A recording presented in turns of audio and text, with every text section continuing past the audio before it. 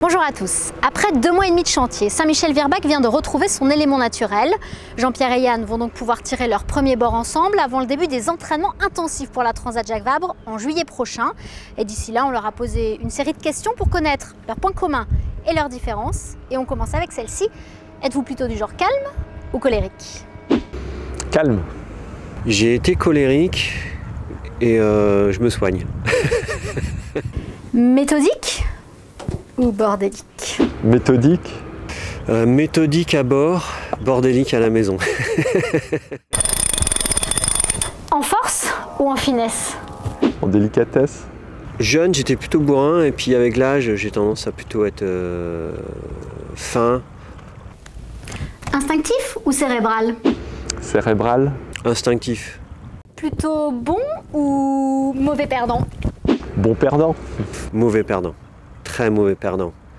Plutôt zen ou énervé? Zen. Je peux apparaître comme quelqu'un de zen, mais je boue beaucoup et je suis capable d'être plutôt speed et énervé, donc plutôt énervé, on va dire. Plutôt taiseux ou une vraie pipelette? Taiseux. Plutôt taiseux, je dirais. En dilettante ou travailleur? Travailleur. J'ai des côtés un peu dilettants et il faut vraiment que je sois au pied du mur pour me mettre à bosser, pour être vraiment à fond, quoi. Aérien ou aquatique? Aquatique. Aquatique. Gourmet ou lyophilisé? Lyophilisé. Gourmet.